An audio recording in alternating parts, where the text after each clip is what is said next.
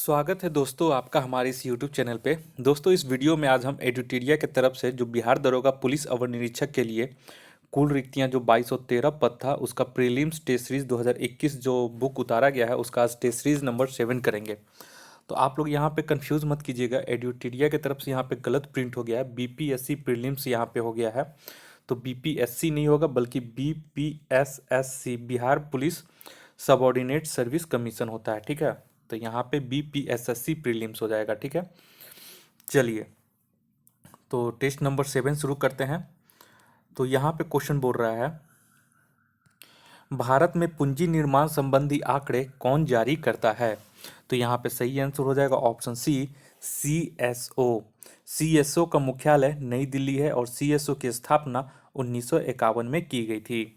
Question number दूसरा, ये दादा भाई नौरोजी के आकलन के अनुसार वर्ष 1967 से वर्ष 1867 और 1868 में प्रति व्यक्ति आय कितनी थी। तो दूसरा का सही हो जाएगा ऑप्शन ए, 20 रुपया। और दादा भाई नौरोजी को ने सर्वप्रथम प्रति व्यक्ति आय की गणना की थी और दादा भाई नौरोजी को grand old man of India के नाम से जाना जाता है। क्वेश्चन नंबर 3 आइए। क्वेश्चन नंबर 3 बोला, द्वितीय पंचवर्षीय योजना किस मॉडल पर आधारित थी। तो तीसरा का सही हो जाएगा ऑप्शन बी, पीसी महानबोलिस। और द्वितीय पंचवर्षीय योजना का कार्यकाल 1956 से 1961 था और ये पीसी महानोबोलिस मॉडल पर आधारित थी। और इस योजना का प्रमुख उद्देश्य समाजवादी समाज की स्थापना करना था तथा इसमें भारी उद्योगों एवं खनिजों की प्राथमिकता दी गई थी। क्वेश्चन नंबर 4 में आइए, बोकारो स्टील प्लांट की स्थापना किस देश के सहयोग से की गई। तो चौथा का सही आंसर हो जाएगा ऑप्शन डी, भूतपूर्व सोवियत संघ रूस, इसको बोलते हैं यूएसएसआर। नेक्स्ट आइए पांचवा बोलते हैं, किसने कहा था कि अर्थशास्त्र वास्तविक विज्ञान है। तो पांचवा का सही आंसर हो जाएगा ऑप्शन बी, रॉबिन्स ने। प्रसिद्ध अर्थशास्त्री रॉबिन्स के अनुसार अर्थशास्त्र वास्तविक विज्ञान है। अर्थशास्त्र के पिता के रूप में एडम स्मिथ को जाना जाता है। क्वेश्चन नंबर 6 आइए, भारत में निम्न में से कौन सा क्षेत्र तप्त जैव विविधता स्थल है। तो छठा का सही आंसर हो जाएगा ऑप्शन सी, पश्चिमी घाट। भारत में पश्चिमी घाट, पूर्वी हिमालय तथा नीलगिरी का क्षेत्र सर्वाधिक जैव विविधता वाला क्षेत्र है।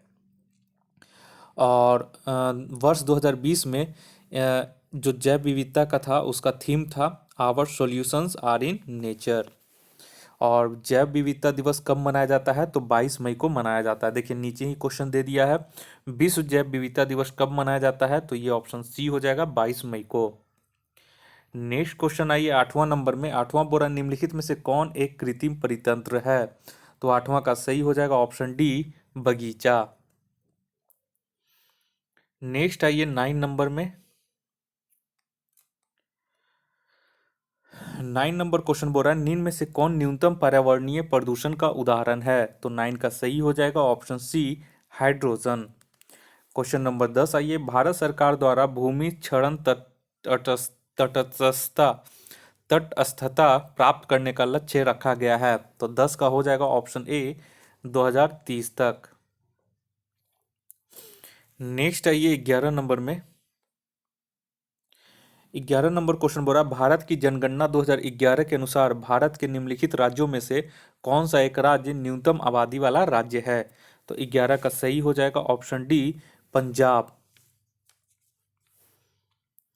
नेक्स्ट आइए क्वेश्चन नंबर 12 में। क्वेश्चन नंबर 12 बोल रहा है, निम्नलिखित में से कौन सा भारतीय राज्य दो अथवा अधिक देशों के साथ अंतर्राष्ट्रीय सीमा को साझा नहीं करता। तो 12 का सही हो जाएगा आंसर डी, त्रिपुरा। त्रिपुरा 3 ओर से बांग्लादेश से घिरा हुआ है, केवल उत्तर पूर्व में यह असम और मिजोरम से जुड़ा हुआ है। 13 नंबर आइए, गॉडविन आस्टीन या K2 जो भारत की सबसे ऊंची चोटी है किस हिमालय के क्षेत्र के अंतर्गत आता है। तो 13 का सही हो जाएगा ऑप्शन ए, ट्रांस हिमालय के अंतर्गत। क्वेश्चन नंबर 14 आइए। क्वेश्चन नंबर 14 बोल रहा है, कृष्णराज सागर बांध जलाशय किस नदी पर बनाया गया है। तो 14 का सही हो जाएगा ऑप्शन डी, कावेरी नदी। और कृष्णराज सागर बांध कर्नाटक में कावेरी नदी पर स्थित है और इसकी ऊंचाई लगभग 130 फुट है। वहीं नागार्जुन सागर बांध तेलंगाना में कृष्णा नदी पर स्थित है। नेक्स्ट है ये 15 में 15 बोल रहा है भारत में मानसून की अवधि औसतन कितने समय के लिए विस्तारित होती है। तो 15 का सही आंसर हो जाएगा ऑप्शन बी 100 से 120 दिन। नेक्स्ट है ये क्वेश्चन नंबर 16 में क्वेश्चन नंबर 16 बोल रहा है निम्नलिखित में से कौन सी प्रशांत महासागर की धारा नहीं है। तो 16 का सही आंसर हो जाएगा ऑप्शन सी अगुलहास धारा। अगुलहास धारा हिंद महासागर में बहने वाली गर्म जल धारा है। वहीं पे अलास्का प्रशांत महासागर की गर्म जल धारा है और ओएससीओ प्रशांत महासागर की ठंडी जलधारा है और कैलिफोर्निया प्रशांत महासागर की ठंडी जलधारा है। 17 नंबर में है निम्नलिखित में से कौन एक शीत स्थानीय पवन कोल्ड लोकल विंड है। तो 17 का सही हो जाएगा option D mistral. Mistral Spain एवं फ्रांस में चलने वाली स्थानीय शीतल पवनें हैं। और हरमटन यह एक सहारा मरुस्थल से दक्षिण पश्चिम दिशा में चलने वाली गर्म तथा शुष्क पवन है। और फौन जो हो गया वह अल्पास पर्वत की उत्तरी ढाल से उतरने वाली गर्म एवं शुष्क हवा है।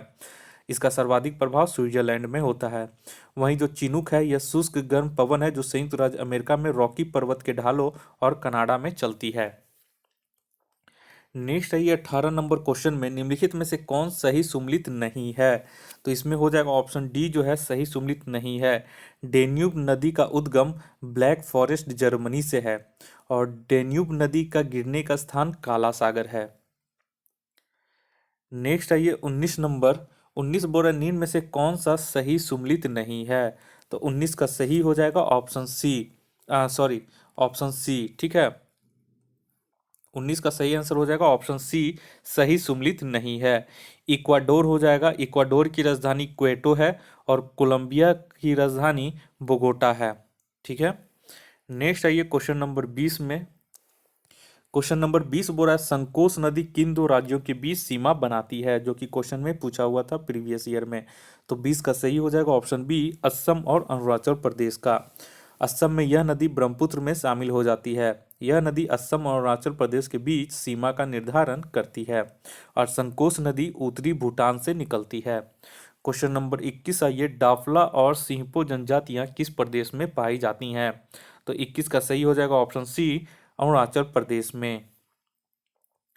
क्वेश्चन नंबर 22 आइए कैथोड किरणों में होता है। तो 22 का सही हो जाएगा ऑप्शन डी द्रव्यमान और आवेश दोनों। नेक्स्ट आइए 23 नंबर में कार्बन के 6.023 इंटू 10⁻22 परमाणुओं का भार कितना होता है। तो 23 का सही हो जाएगा ऑप्शन बी 1.2 ग्राम। और अगर यही अगर पूछ देता यहाँ पे 6.023 इंटू 10⁻23 तो ये हो जाएगा 12 ग्राम हो जाता। ठीक है। और मोल कंसेप्ट भी यहीं से आया हुआ है। नेक्स्ट है ये 24 नंबर में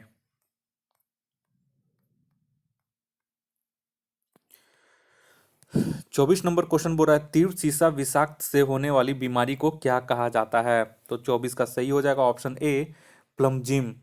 सीसा विषाक्तन के फलस्वरूप होने वाली बीमारी को प्लम्जिम कहते हैं।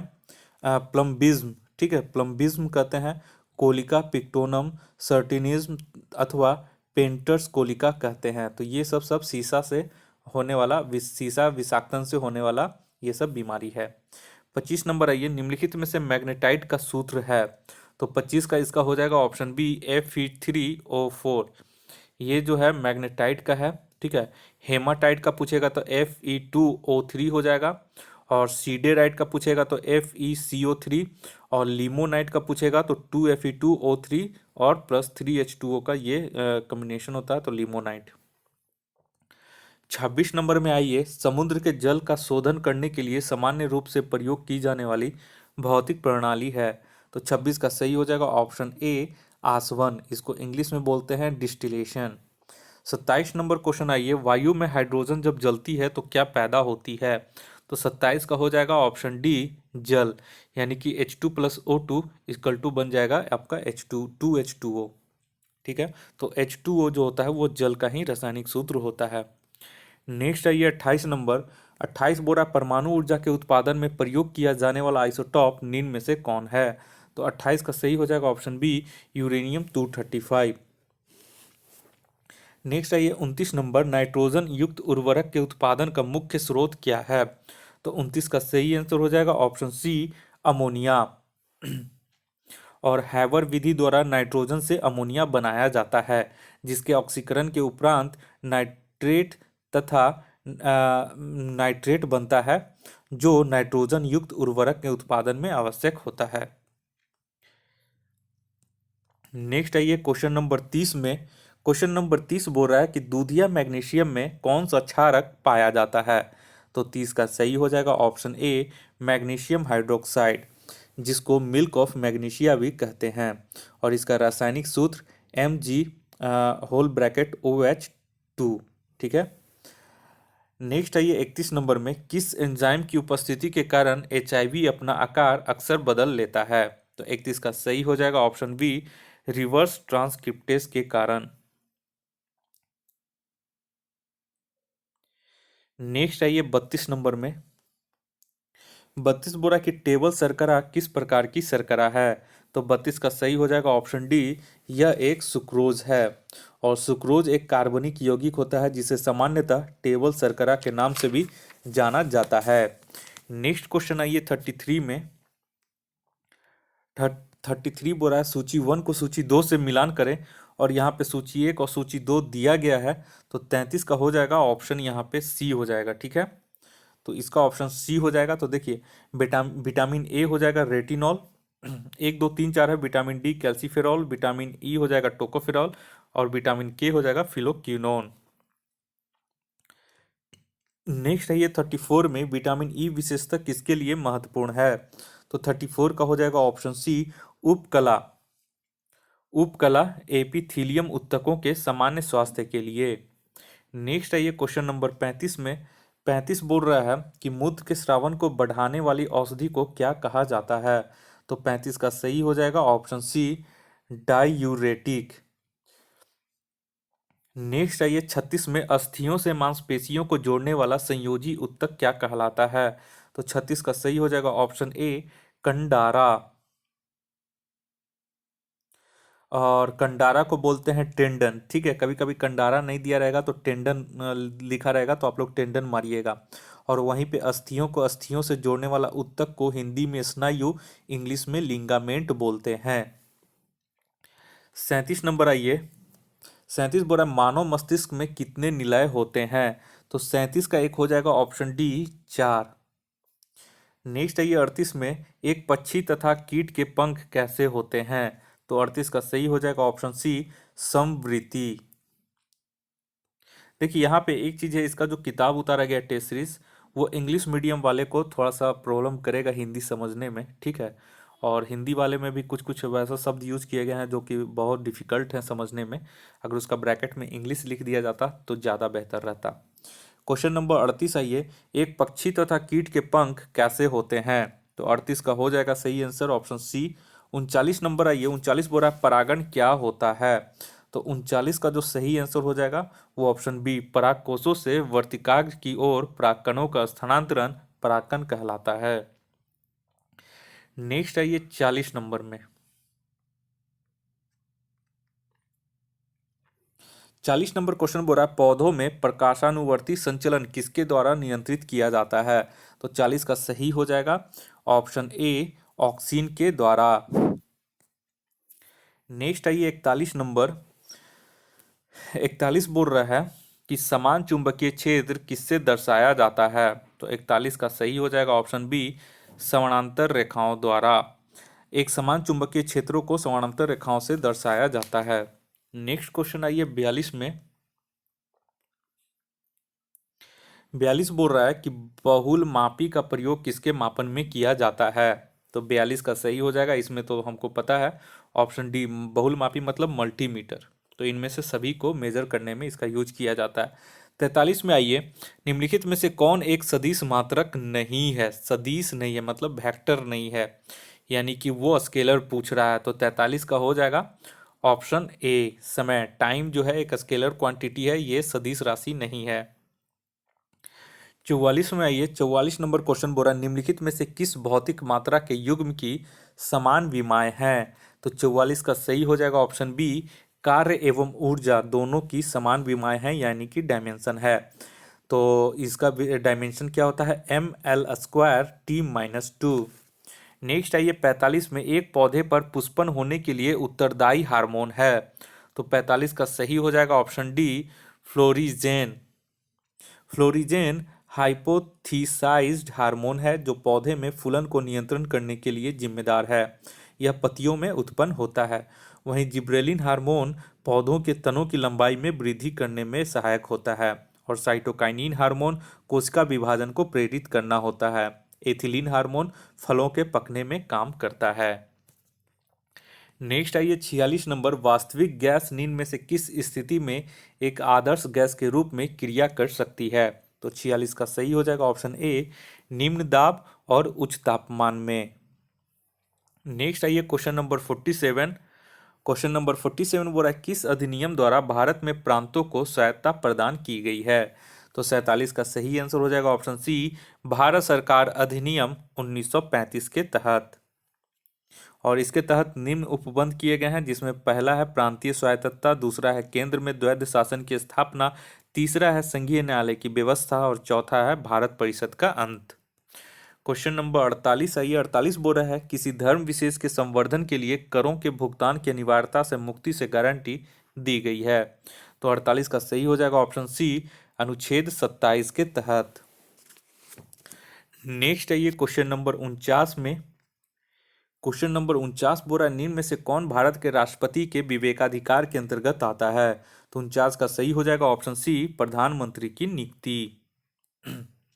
नेक्स्ट क्वेश्चन आइए 50 में। 50 बोल रहा है, निम्नलिखित में से कौन से भारतीय संसद के संगठक हैं? तो 50 का सही हो जाएगा ऑप्शन सी, 1, 2, 3, राष्ट्रपति, लोकसभा, राज्यसभा, तीनों। नेक्स्ट आइए 51 में, भारतीय संविधान के अंतर्गत अपशिष्ट अधिकारों का अर्थ है? तो 51 का सही हो जाएगा ऑप्शन डी, अपशिष्ट अधिकारों का अर्थ होता है अधिकार जिनको केंद्रीय सूची, राज्य सूची, समवर्ती सूची में स्पष्ट सर्वप्रथम रूप से शामिल नहीं किया गया है। 51 आइए 52 नंबर में आइए। 52 बोरा, निम्नलिखित में से किस समिति की रिपोर्ट में लोकपाल और लोकायुक्त संस्थाओं की स्थापना की सिफारिश की गई थी? तो 52 का सही हो जाएगा आंसर ए, प्रथम प्रशासनिक सुधार समिति। और प्रथम प्रशासनिक सुधार आयोग समिति मोरारजी देसाई की अध्यक्षता में 1966 में गठित किया गया था। बाद में मोरारजी के केंद्रीय मंत्रिपरिषद में शामिल हो जाने की वजह से के हनुमतैया को इसका अध्यक्ष नियुक्त किया गया। बहुत ही इंपॉर्टेंट क्वेश्चन है 52 नंबर। 53 आइए। नगर प्रशासन का कौन सा प्रकार छोटे शहरी क्षेत्रों का नियंत्रण करती है? तो 53 का सही हो जाएगा ऑप्शन बी, नगर पालिका परिषद। नेक्स्ट आइए 54 में, राज्य के अधीन क्या है? तो 54 का सही हो जाएगा ऑप्शन सी, आंतरिक एवं बाह्य दोनों संप्रभुता। नेक्स्ट आइए 55 में, भारत के सुप्रीम कोर्ट को किस क्षेत्र के तहत केंद्र और राज्यों के बीच विवादों का निर्णय लेने का अधिकार है? तो 55 का ये इंपॉर्टेंट है, इसका हो जाएगा ऑप्शन बी, वास्तविक और मूल अधिकार होता है ये सुप्रीम कोर्ट का। संविधान के अनुच्छेद 131 में उच्चतम न्यायालय के मूल क्षेत्राधिकार का वर्णन किया गया है। नेक्स्ट क्वेश्चन आइए 56 में, 56 में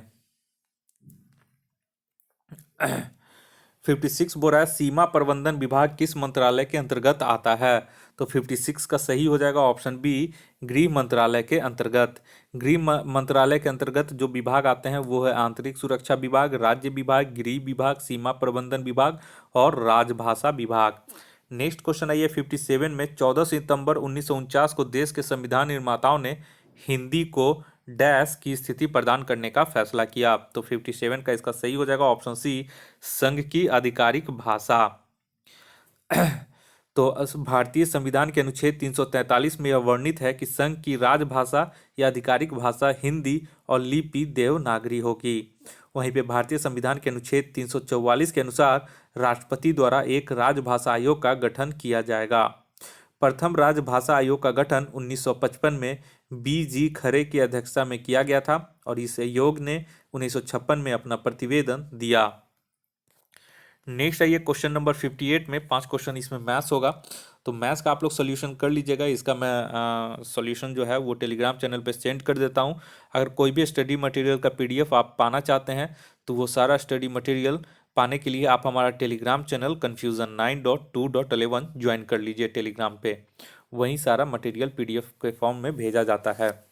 58 का इसका सही आंसर हो जाएगा ऑप्शन ए 10%। 59 में आइए, 59 का इसका जो सही आंसर हो जाएगा क्वेश्चन का वो हो जाएगा ऑप्शन डी 4.8/13 दिन। क्वेश्चन नंबर 60 में आइए, क्वेश्चन नंबर 60 का इसका सही आंसर हो जाएगा ऑप्शन बी 20%। कुछ नहीं करना है इसमें, 25 गुना 100/125 तो 20% इसका आंसर आ जाएगा। नेक्स्ट आइए 61 नंबर में, सारा इजी क्वेश्चन है। 61 का जो सही क्वेश्चन हो जाएगा, सही आंसर हो जाएगा वो हो जाएगा ऑप्शन सी 264। नेक्स्ट जो क्वेश्चन है 62 में आइए 62 में, तो 62 का सही आंसर हो जाएगा ऑप्शन बी 6:4:3।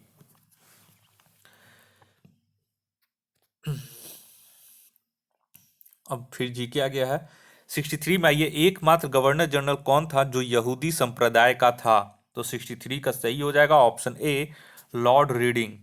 भारत का एकमात्र यहूदी गवर्नर जनरल लॉर्ड रीडिंग था और इसका कार्यकाल 1921 से 1926 तक था और इसी के समय चौरा चौरी कांड एवं स्वराज्य पार्टी का गठन हुआ था।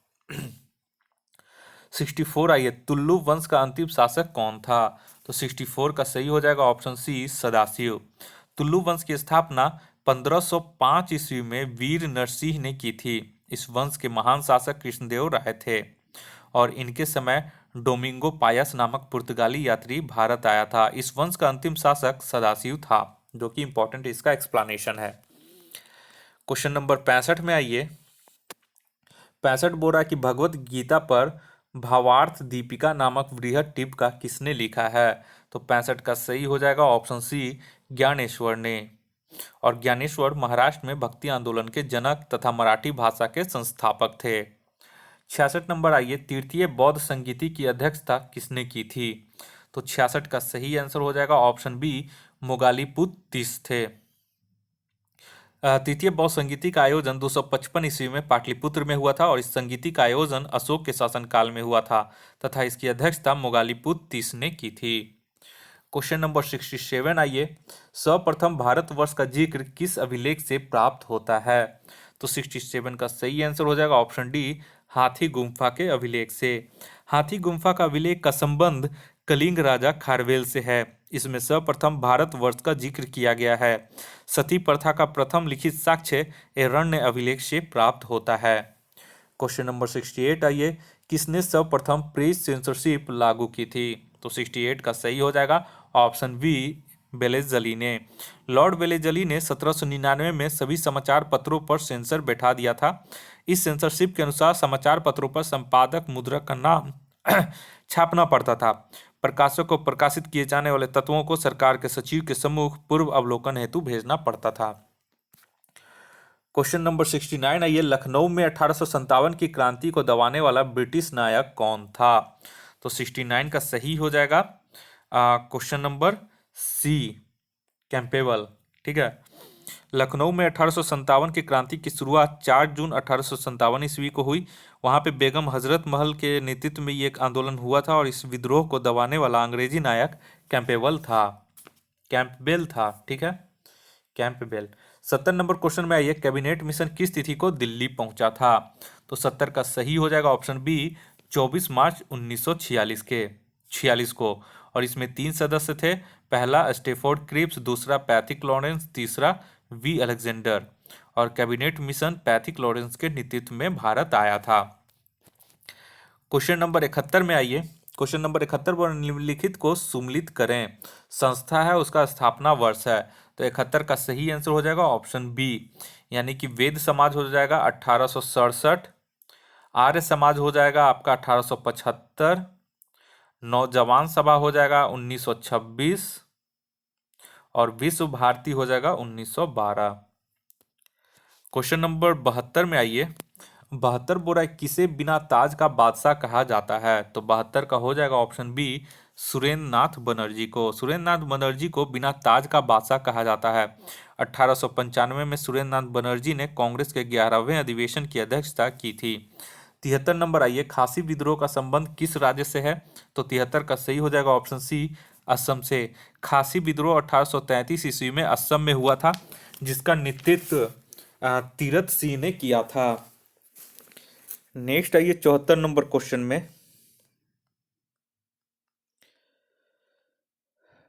74 नंबर क्वेश्चन बोल रहा है, लॉर्ड कर्जन ने बंगाल विभाजन की घोषणा कब की थी? तो 74 का सही आंसर हो जाएगा ऑप्शन बी 20 जुलाई 1905 को, जो कि 16 अक्टूबर 1905 से प्रभावी हुआ था। 75 नंबर आइए, किस मुगल शासक को घृणित कायर कहा जाता है? तो 75 का सही आंसर हो जाएगा ऑप्शन डी फर्रुख सियर को। मुगल शासक फर्रुख सियर को घृणित कायर के नाम से जाना जाता है। जहांदार शाह को लंपट मूर्ख के नाम से जाना जाता है। 76 नंबर आइए, जम्मू एवं कश्मीर के नए उपराज्यपाल प्रशासक कौन बने हैं? तो 76 का सही हो जाएगा ऑप्शन सी मनोज सिन्हा। और जीसी मुर्मू को आपको कैक का अध्यक्ष बना दिया गया है। नेक्स्ट आइए 77 में, वैश्विक शांति सूचकांक 2020 में कौन सा देश प्रथम स्थान पर है? तो 77 का हो जाएगा ऑप्शन सी आइसलैंड। वैश्विक शांति सूचकांक 2020 में प्रथम स्थान पर आइसलैंड है। इस सूचकांक में भारत का स्थान 139वां है और यह सूचकांक institute for economic and peace द्वारा जारी किया जाता है। क्वेश्चन नंबर 78 आइए। 78 बोला, विश्व शरणार्थी दिवस प्रतिवर्ष कब मनाया जाता है? तो ये आपका ऑप्शन ए हो जाएगा 20 जून को।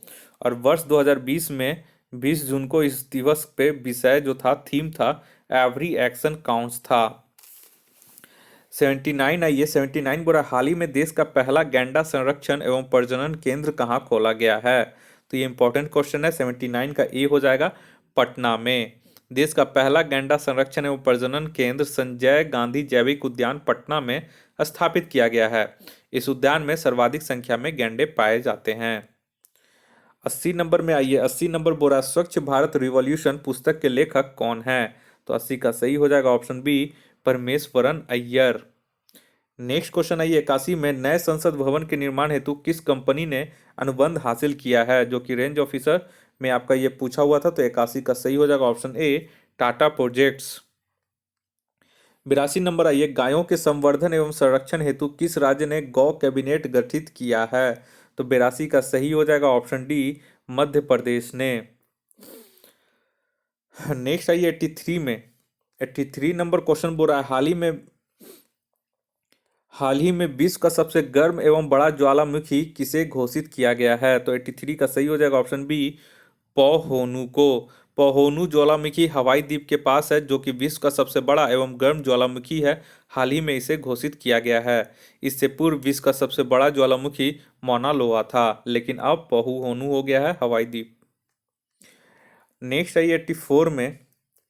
84 बड़ा, भारत के निम्नलिखित राज्यों में से किस में कोविड-19 अवधि में पहली बार ई लोक अदालत प्रारंभ हुई है? तो 84 का सही हो जाएगा ऑप्शन सी छत्तीसगढ़। नेक्स्ट आइए 85 में, आरोग्य सेतु ऐप जो भारत सरकार द्वारा लॉन्च किया गया है संबंधित है। तो ये हो जाएगा 85 का ऑप्शन डी कोविड-19 से। नेक्स्ट आइए 86 में। 86 बोल रहा है, स्टार्स STARS निम्नलिखित में से किस मंत्रालय विभाग की केंद्र प्रायोजित योजना है? तो 86 का सही हो जाएगा ऑप्शन ए शिक्षा मंत्रालय। इस योजना का मुख्य उद्देश्य शिक्षा के क्षेत्र को आगे बढ़ाना है। नेक्स्ट आइए क्वेश्चन नंबर 87 में, निम्न में से किस राज्य की पहली और एकमात्र महिला मुख्यमंत्री रही सैयदा अनवरा तैमूर का दिल का दौरा पड़ने से निधन हो गया? तो 87 का सही हो जाएगा ऑप्शन बी असम। असम की पहली और एकमात्र महिला मुख्यमंत्री रही सैयदा अनवर तैमूर का ऑस्ट्रेलिया में निधन हो गया। वह असम राज्य की एकमात्र मुस्लिम मुख्यमंत्री भी थी। वह 6 दिसंबर 1980 से लेकर 30 जून 1981 तक राज्य की मुख्यमंत्री रही थीं। 88 में आइए। हाल ही में सिम्बैक्स 20 संयुक्त नौसैनिक अभ्यास किन दो देशों के बीच संपन्न हुआ? तो 88 का सही हो जाएगा ऑप्शन ए भारत और सिंगापुर के बीच। नेक्स्ट है 89 में किसान सूर्योदय योजना निम्न में से किस राज्य में प्रारंभ की गई? तो 89 का सही हो जाएगा ऑप्शन सी, गुजरात में। नेक्स्ट है 90 नंबर।